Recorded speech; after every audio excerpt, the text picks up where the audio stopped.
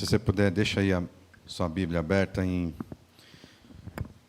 no capítulo 1 de Jonas. Nós vamos meditar aí, vamos percorrer esse capítulo inteiro. Nós vamos falar aí sobre a cidade que Deus queria salvar. Esse é o começo aí de um livro muito importante no Antigo Testamento, né? Relata uma parte aí da vida de Jonas, né? Que ele foi chamado para pregar e acabou sendo engolido por um grande peixe.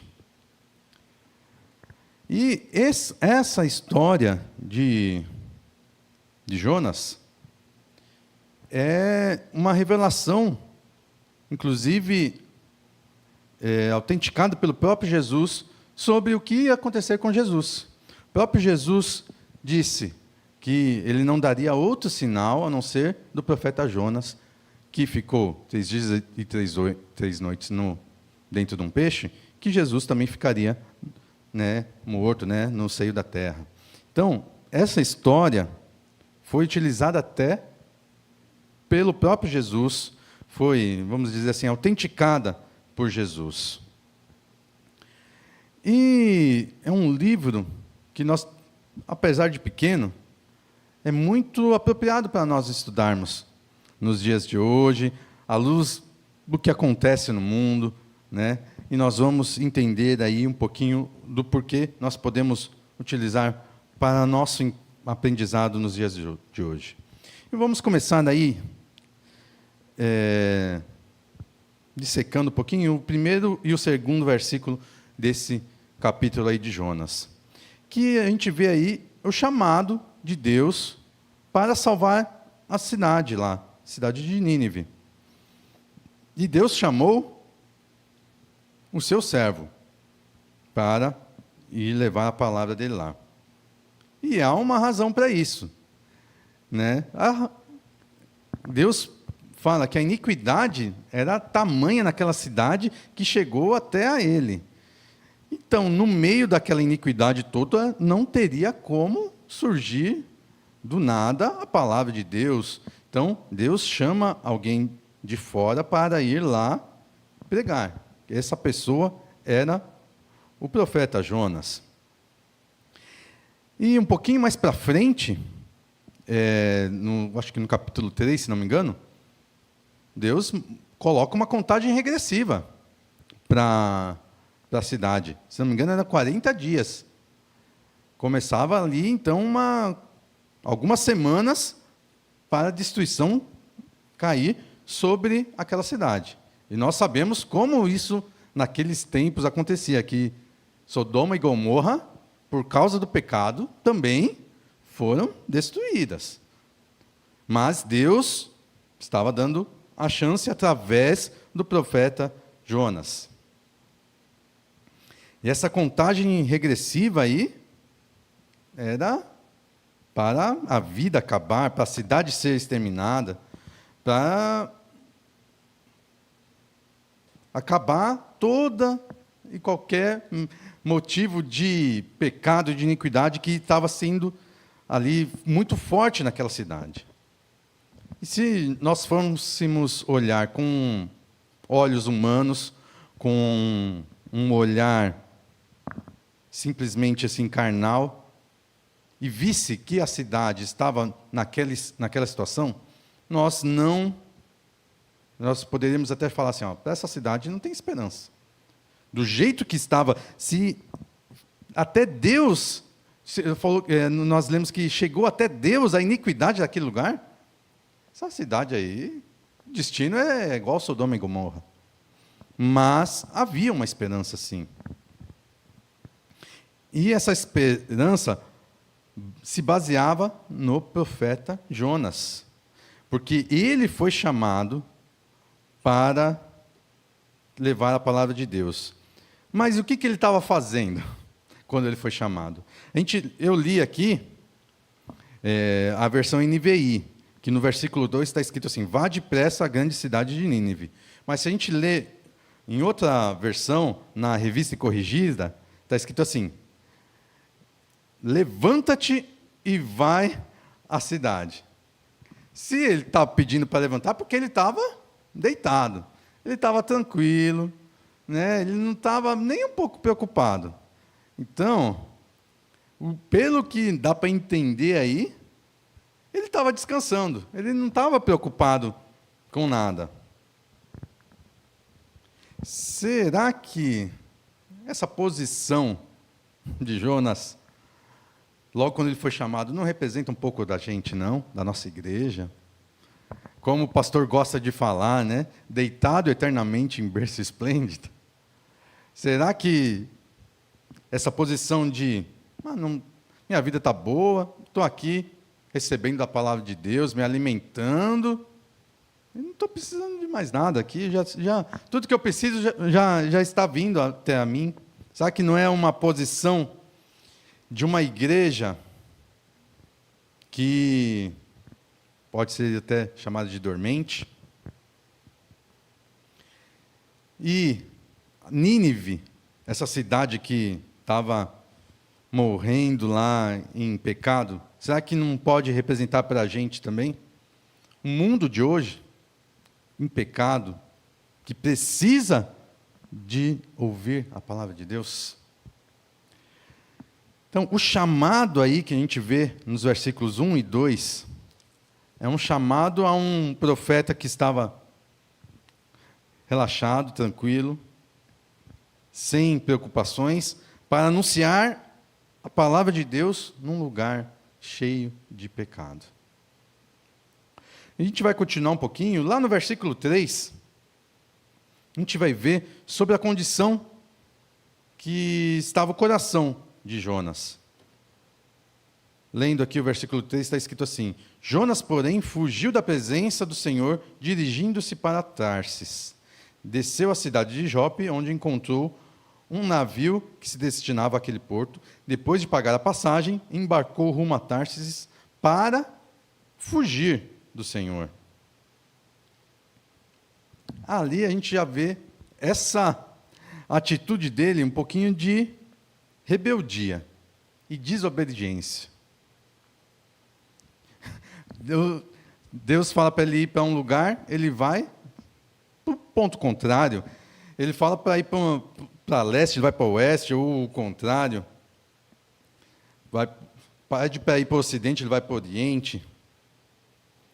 Ali era o ponto de partida da vontade de Deus. A vontade de Deus era que ele saísse de onde ele estava, fosse para a cidade e começasse a fazer a obra. Ali começava a vontade de Deus. A direção da vontade de Deus era a direção da cidade de Nínive. E o que o profeta fez aqui? Foi exatamente no sentido contrário da vontade de Deus. Será que nós conseguimos, nas nossas vidas, conhecer o ponto de partida da vontade de Deus para algum objetivo? Será que nós conseguimos identificar o ponto de partida e seguir no destino à vontade de Deus? Nós classificamos a distância da vontade de Deus como apostasia. Nós estamos nos afastando daquilo que Deus quer. É uma apostasia, se afastar da vontade de Deus. Se nós pensarmos num ponto de partida, ou nós vamos para cima, para a vontade de Deus, ou só vai ladeira abaixo, se a gente for para outra direção. Não tem outra opção, ficar parado. Se nós identificamos, está começando aqui, a vontade de Deus é para lá, ou você vai em direção, ou vai na outra direção. E a gente pode ver aqui, nesse caso aqui, que Deus teve mais problema, mais aborrecimento, mais trabalho em conseguir que o chamado, o Jonas, fosse fazer o trabalho do que propriamente lá na cidade, lá com ele pregando. Que Nínive se arrependesse. Deus teve mais trabalho com um instrumento do que com o objetivo final. E olha aí a situação de Jonas, do coração dele. Ele estava sendo rebelde a uma ordem clara de Deus. Mais clara do que vai para tal lugar, já dá o nome exato. Eu fiquei pensando, olha a diferença disso para a ordem que Deus deu para Abraão. Ele falou, sai desse lugar e vai. Para Jonas, ele falou ponto específico, você tem que chegar em tal lugar. Já estava tudo específico. E Jonas ainda conseguiu não cumprir uma ordem, um desejo claro do nosso Deus. E a partir do versículo 4, a gente começa a ver o castigo de Jonas por desobedecer a ordem de Deus aí. Aí fala, Anderson, a palavra castigo é algo muito forte, né? É pesado.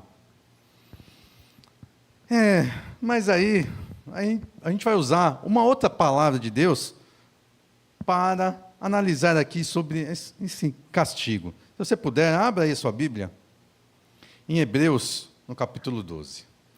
A gente vai ler aqui na palavra de Deus sobre castigo, sobre o que seria esse castigo aqui que nós estamos tentando ver que aconteceu com Jonas. Hebreus capítulo 12, a partir do versículo 4, está escrito assim: Na luta contra o pecado, vocês ainda não resistiram a ponto de derramar o próprio sangue. Vocês se esqueceram da palavra de ânimo que ele dirige a vocês como a filhos. Meu filho, não despreze a disciplina do Senhor, nem se magoe com a sua repreensão, pois o Senhor disciplina a quem ama e castiga todo aquele a quem aceita como filho. Perseverem na disciplina, Deus os trata como filhos. Ora, que filho não é disciplinado pelo pai? Todavia, se vocês ficarem sem disciplina, da qual todos se tornaram participantes, então vocês são bastardos, não filhos. Além disso, tínhamos pais humanos que nos disciplinavam, e nós os respeitávamos. Quanto mais devemos submeter-nos ao Pai espiritual, para assim vivermos. Os nossos pais nos disciplinavam por curto período, segundo lhes parecia melhor. Deus, porém, nos disciplina para o nosso bem, para que participemos da sua santidade. Nenhuma disciplina parece motivo de alegria no momento em que é recebida, mas sim motivo de tristeza. Mais tarde, no entanto, produz fruto de justiça e paz para aqueles que por ela foram exercitados. Olha aí, disciplina, repreensão, castigo, à luz da palavra de Deus. Então, a gente pode ver que essa parte aqui, a partir do versículo 4 de Jonas 1, é uma repreensão, um castigo de Deus para Jonas. Deus não deixou, falou assim, esse aí não quer, eu vou procurar outro. E dispensou. Deus queria ensinar algo a Jonas. Deus estava no propósito de Deus, Jonas, fazer a obra dele. E aquela provação, aquela tempestade, foi propósito de Deus. Foi algo que Deus quis fazer. A tempestade foi perseguindo Jonas. E o interessante é que a gente vê em Jonas o mesmo posicionamento que teve no começo. Quando a gente viu lá, na palavra estava escrito, levanta-te, que ele estava deitado. No próprio barco, ele estava o quê? Deitado dormindo, estava lá embaixo. Fazendo o contrário da vontade de Deus, e mesmo assim, não se preocupando. Ele não estava preocupado. As outras pessoas que estavam sofrendo as consequências por causa dele, estavam mais preocupadas que ele. Os outros homens do barco estavam clamando aos seus deuses, desesperados, e ele não preocupado com a consequência do ato dele.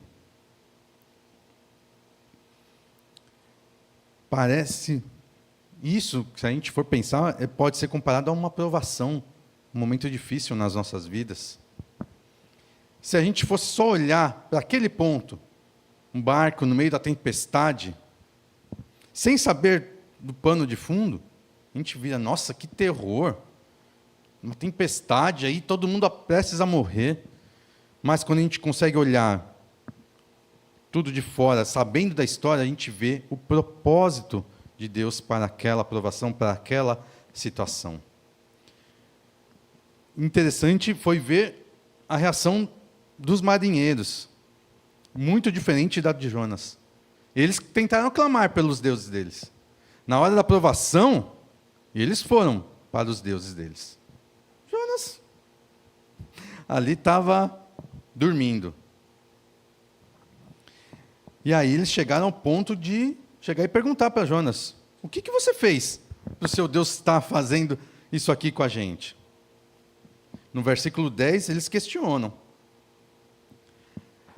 É interessante que o principal alvo ali daquela tormenta estava com uma atitude totalmente diferente dos outros. Eles estavam mais preocupados com o castigo do que o próprio Jonas.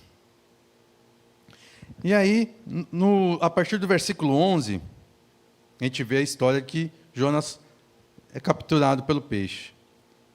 E ele próprio reconheceu. Ele já tinha falado para eles, a gente lê ali, que ele já tinha falado, estou fugindo do meu Deus, vamos embora. Foi lá e dormiu. E aí, ele já tinha falado antes. Ele falou, vocês querem que isso acalme? Me joga no mar. Mesmo assim, eles ainda ficaram receosos. Falaram, não, a gente vai matar uma pessoa inocente. Eles oraram depois para o Deus de Jonas pedindo perdão. Falaram assim, não nos culpe pela morte dessa pessoa inocente. Eles reconheceram o Deus de Jonas como sendo o Deus que estava promovendo tudo aquilo e fizeram orações a esse Deus. No versículo 16 a gente vê isso. Eles viram que orar para o Deus deles não estava funcionando, eles começaram a orar para o Deus de Jonas. E quando eles jogaram Jonas no mar, a tempestade acalmou. Ali, no meio da provação, eles conseguiram ver qual era o Deus verdadeiro.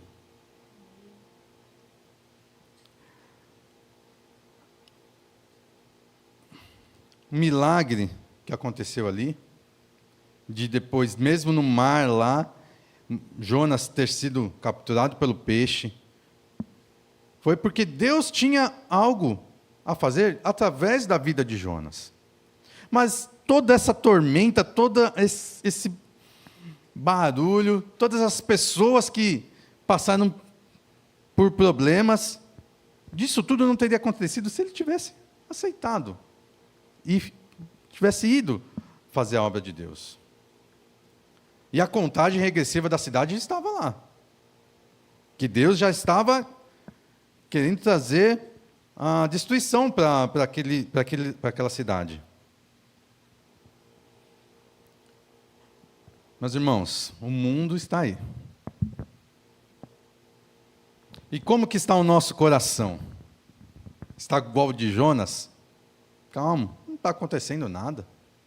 O mundo está em volta, caindo em pecado, e nós estamos calmos. Nada do que nós vemos à nossa volta mexe no nosso coração. Nem a tempestade ali, num barco, mexeu com Jonas. Será que nós temos um coração igual ao do Jonas? O que Deus tem que trazer para nossas vidas para a gente fazer a vontade dEle, que é anunciar a palavra dEle, anunciar a salvação, anunciar a Jesus Cristo. Que essa reflexão fique aí na sua mente e no seu coração, que nós devemos fazer a obra do nosso Deus, fazer a vontade do nosso Deus, que é ser sal e luz nesse mundo. Amém? Vamos ficar de pé? Vamos cantar.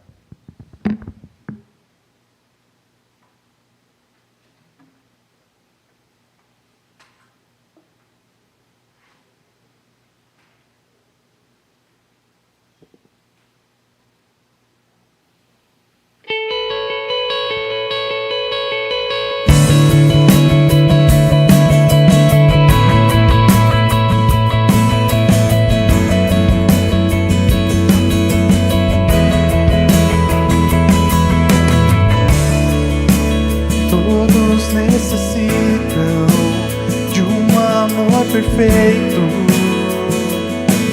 perdão e compaixão. Todos necessitam de graça e esperança, de um Deus que salva.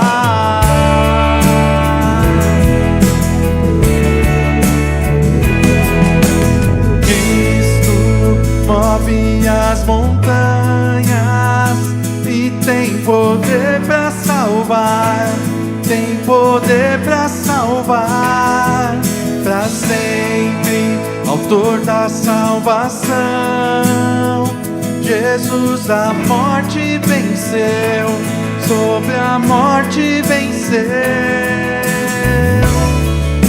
Me aceita com meus medos, falhas e temores. Enche o meu viver, minha vida entrego pra seguir teus passos. A ti me rendo.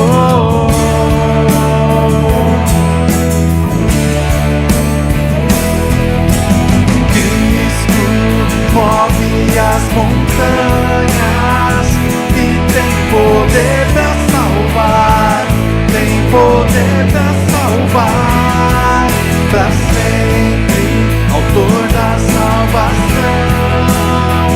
Jesus a morte venceu, sobre a morte venceu. Cristo move as montanhas e tem poder para salvar, tem poder para salvar, para sempre, autor da salvação. Jesus a morte venceu, sobre a morte venceu. Faça o mundo ver brilhar a luz. Cantamos para a glória do Senhor Jesus. Faça o mundo ver brilhar a luz. Cantamos para a glória do Senhor Jesus. Move as montanhas e tem poder para salvar, tem poder para salvar, para sempre, autor da salvação. Jesus a morte venceu, sobre a morte venceu. Cristo move as montanhas, tem poder pra salvar, tem poder pra salvar, pra sempre, autor da salvação. Jesus a morte venceu, sobre a morte venceu. Faça o mundo ver brilhar a luz. Cantamos para a glória do Senhor Jesus. Faça o mundo ver brilhar a luz. Cantamos para a glória do Senhor Jesus.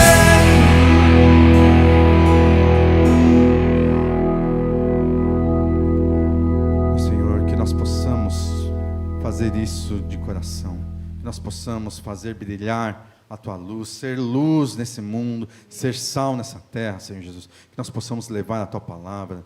No começo desse louvor nós dizemos que todos necessitam de um amor perfeito, e esse amor perfeito só vem de Ti, Senhor Jesus. Nós sabemos que o Teu amor, Senhor, foi demonstrado por nós lá na cruz, e nós queremos, Senhor, que todos possam ver, Senhor, que existe salvação em Ti, que existe amor em Ti, Senhor Jesus, que existe perdão de pecados em Ti, Senhor Jesus.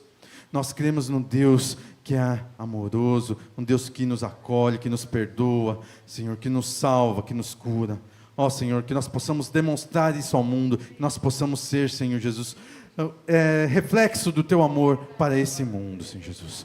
Em Teu nome e para a Tua glória nós oramos, Senhor Jesus. Amém. Nós agora vamos ofertar.